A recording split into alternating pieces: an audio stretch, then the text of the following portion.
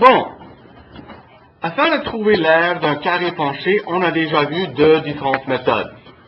Pour méthode numéro 1, on a dit qu'on allait trouver un carré à l'intérieur ayant construit 4 triangles rectangles à l'intérieur du carré penché. Puis, on allait ajouter le petit carré à l'intérieur aux 4 triangles. 1, 2, 3, 4. Ça, c'était méthode numéro 1. Pour méthode numéro 2, on a décidé de créer un grand carré à l'extérieur qui, en même temps, créerait 4 triangles rectangles à l'extérieur. Et notre stratégie serait de trouver l'aire du grand carré et on soustrait les 4 triangles à l'extérieur pour laisser notre carré penché. Chaque question est sur 9 points, mais je vais vous montrer une troisième méthode qui est beaucoup moins compliquée, vous allez voir. Ayant déjà étudié le théorème de Pythagore, on peut maintenant faire ceci. Vous voyez que j'ai dessiné exactement la même figure et je vais vous montrer comment faire méthode numéro 3. Bon, pour méthode numéro 3, il faut, comme j'ai déjà dit, savoir notre théorème de Pythagore. Bon, théorème de Pythagore, pour commencer, c'est tout simplement A au carré plus B au carré égale C au carré. Avec ça en tête, on peut facilement trouver la mesure du côté. N'oublie pas que notre but, c'est de trouver l'aire. Je veux savoir, qu'est-ce que c'est l'aire du carré penché? On sait que l'aire d'un carré est égale à base fois hauteur. Alors, aussitôt que j'ai la mesure d'un côté, je peux dire que je sais que cette mesure, c'est la même longueur de l'autre côté. Et je peux dire que ça sera base fois hauteur. Alors, comment est-ce que je peux trouver la mesure d'un côté? Je dois tout simplement créer un triangle rectangle. Et ce n'est pas 4, mais un triangle rectangle.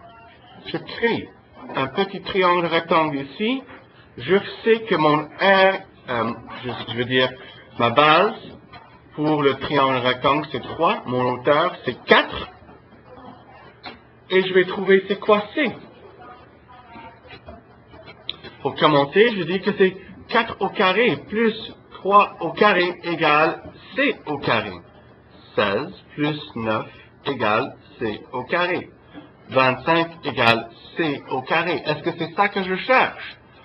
Non, je cherche la mesure de C. Donc, je dois dire que la racine carrée de 25, c'est la même chose que la racine carrée de C au carré. Donc, 5 unités, c'est mon C. Avec ça en tête, je peux maintenant emmener cette information en bas. Je sais que la base, c'est 5 unités, que la hauteur, c'est 5 unités, et donc l'aire, c'est 25 unités au carré. On n'a pas même 9 étapes ici, on a seulement, pour les points, on aurait 1, 2, 3, 4, 5, 6, 7 étapes à faire pour les points. Alors, imaginez comment je vais changer, comment je note les devoirs et les travaux.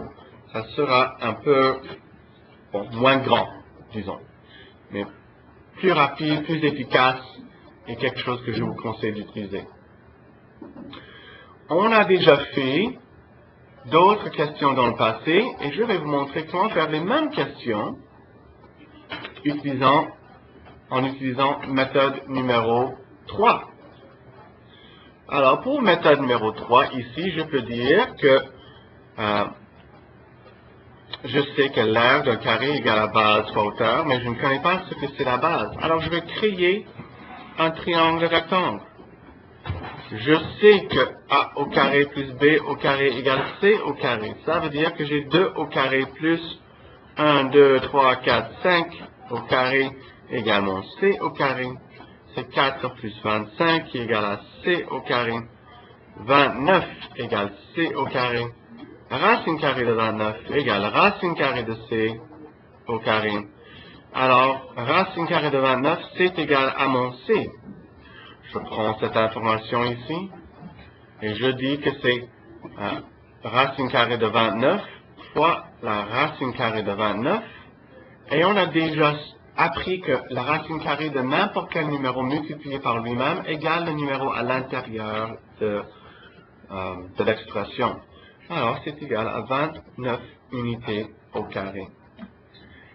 Si vous voulez retourner à vos travaux dans le passé pour voir comment les choses ont été corrigées, pour voir si c'est la même réponse, vous allez voir que oui, on a exactement la même réponse. On a déjà corrigé cette question et on a trouvé que c'était 29 unités de l'autre méthode. Fin de compte, moi, si j'étais vous, je ferais de cette méthode parce que c'est plus rapide, mais c'est à vous de décider si vous préférez utiliser méthode numéro 1, méthode numéro 2 ou bien méthode numéro 3. Oui. Voilà le travail qu'on a fait dans le passé qui montre exactement la même chose que on a trouvé la racine carrée, on a trouvé les calculs et l'aire totale du carré penché, c'était 29 unités au carré. Même question qu'on vient de faire avec méthode numéro 3. Bon, étudiez bien et bonne chance.